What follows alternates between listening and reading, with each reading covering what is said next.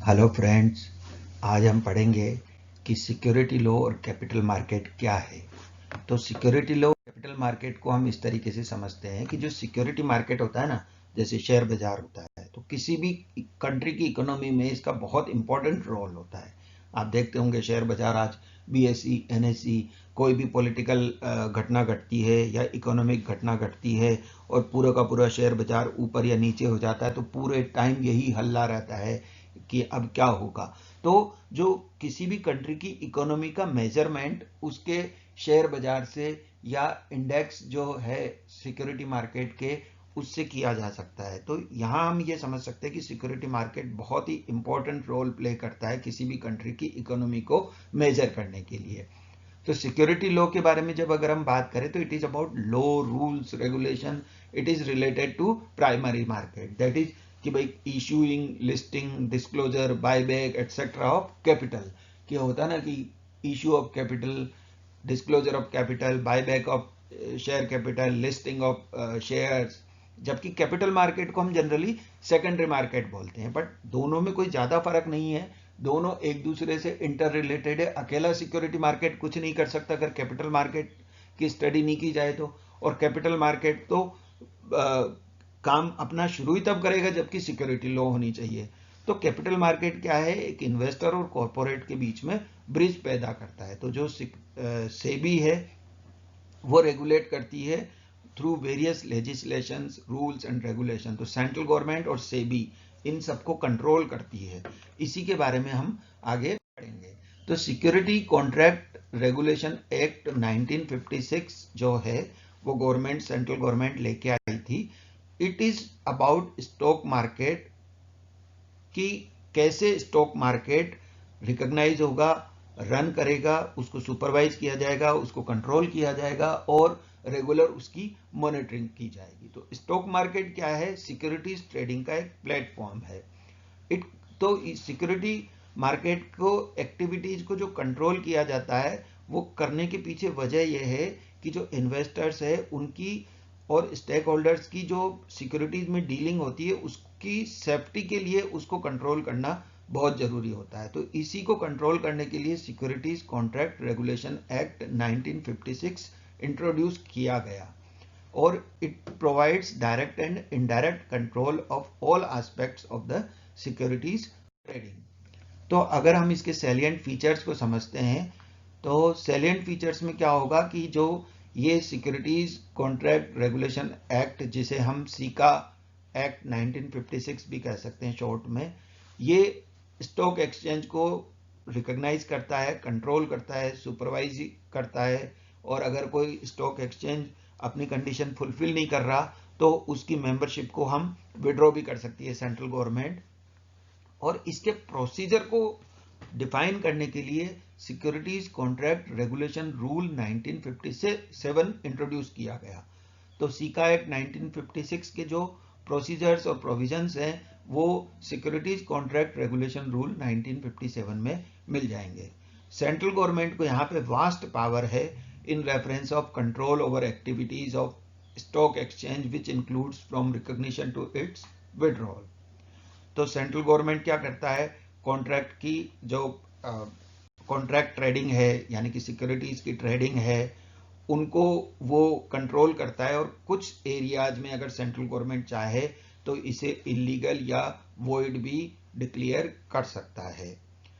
Central government के पास power है कि वो कोई एडिशनल ट्रेडिंग फ्लोर एस्टेब्लिश कर सकता है एक्सचेंज के बाहर जाकर। सेंट्रल गवर्नमेंट के अनुसार यह है कि केवल रिकॉग्नाइज्ड स्टॉक एक्सचेंज ही अलाउड हैं कॉन्ट्रैक्ट सिक्योरिटी कॉन्ट्रैक्ट को परफॉर्म करने के लिए। Other stock exchanges which are not recognized by the central government or SEBI, they are prohibited to deal in the securities contract. सीका एक्ट 1956 हमको बताता है कि how to list and delisting of securities, what are the procedures for appeals and penalty provision. If suppose a member of stock exchange was not allowed to list its securities in the stock exchange तो वो appeal file कर सकता है, और अगर वो कोई भी रूल्स या रेगुलेशन का वायलेशन करता है तो उसके ऊपर क्या पेनल्टी प्रोविजंस होंगे, उसको भी सीका एक्ट 1956 डील करता है। ये एक्ट कुछ केसेज में अप्लाई नहीं होता जो सेक्शन 28 में बताया जाएगा, हम डिटेल में आगे डिस्कस करेंगे। सेक्शन 29 जो सीका एक्ट का है वो बताता है कि what are the protections of action taken in good faith, यानी अगर कोई जो स्टॉक एक्सचेंज का मेंबर है या कोई उसके एम्प्लॉयज हैं, ऑफिस बियरर्स हैं रिकॉग्नाइज्ड स्टॉक एक्सचेंज के, and they take any action in good faith, तो उनके लिए भी प्रोटेक्शन सेक्शन 29 में अवेलेबल है। सेंट्रल गवर्नमेंट अपनी पावर्स को आरबीआई और सेबी को डेलीगेट करता है। कई चीज़ों के लिए ऐसा होता है ना कि सेंट्रल गवर्नमेंट को भी अपनी एजेंसी चाहिए। सेंट्रल गवर्नमेंट तो क्या है, सेंट्रल गवर्नमेंट तो केवल रूल्स रेगुलेशन और उसके लिए वो जो अप्रूवल कर सकता है, लेकिन उसकी परफॉर्मेंस के लिए उन्हें कोई एक बॉडी चाहिए, वो बॉडी आरबीआई और सेबी होती है।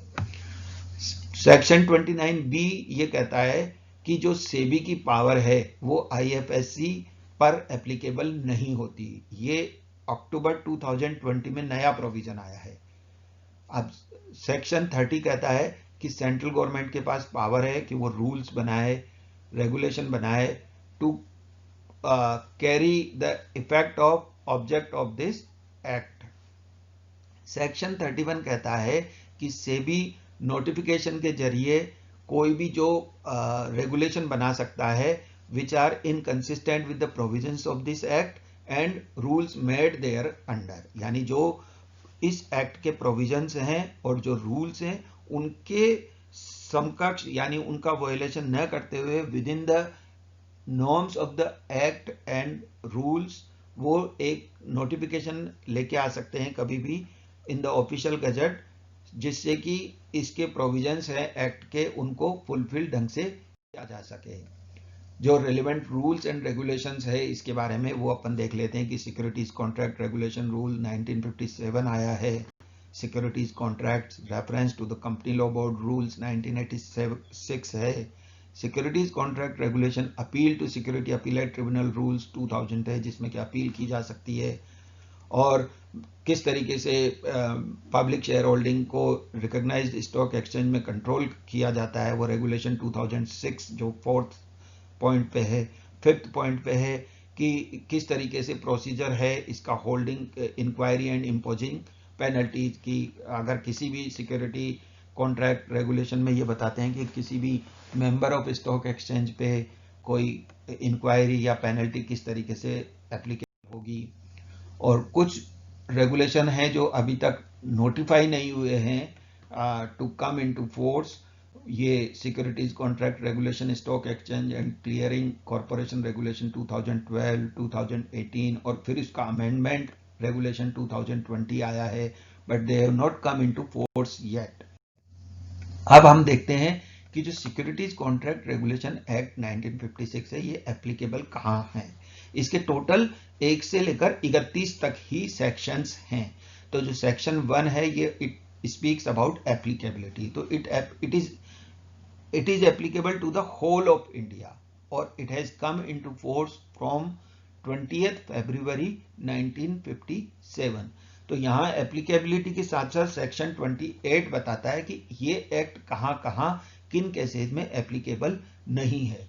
तो ये section 1 and section 28 as it is आप उस सीका बेयर एक्ट से पढ़ लीजिएगा। मैं केवल इसकी जो सैलिएंट इंफॉर्मेशन है, इंपॉर्टेंट पॉइंट्स है, उन्हीं को यहाँ पर डिस्कस कर रहा हूँ। तो जो एप्लीकेबिलिटी के बेस पे हम ये कह सकते हैं कि it is applicable to whole of India और फरवरी 20 1957 से ये एप्लीकेबल है। और सेक्शन 28 क्या कहता है कि जो ये एक्ट के प्रोविजन है ये गवर्नमेंट के ऊपर, आरबीआई के ऊपर या कोई भी लोकल अथॉरिटी या कॉरपोरेशन जो कि स्पेशल लॉ के द्वारा बनाई गई हो उसके ऊपर ये एप्लीकेबल नहीं होगा। स्पेशल लॉ में ये प्रेस्क्राइब कर दिया जाएगा कि भाई ये लोकल अथॉरिटी और कॉरपोरेशन के ऊपर ये एप्लीकेबल नहीं होगा। या कोई भी पर्सन है जो अगर इन अथॉरिटीज की एजेंसी के साथ या इन एजेंसी के थ्रू कोई भी एक्ट करता है तो उसके ऊपर भी ये प्रोविजंस एप्लीकेबल के सेक्शन में और आगे आगे लेक्चर में पढ़ते जाएंगे। अगर आपको ये मेरा वीडियो अच्छा लगा हो तो प्लीज़ सब्सक्राइब इट, और ये जो बेल आइकन है ना, इसको प्रेस कर दो। मैं आपको बहुत डिटेल में और बहुत ही ईजी लैंग्वेज में ये पूरा का पूरा सिक्योरिटीज कॉन्ट्रैक्ट एक्ट और इसके रेगुलेशन सारे डिटेल में हम डिस्कस करेंगे। उसके बाद सेबी और दूसरे रेगुलेशन भी डिस्कस करेंगे। Thank you very much.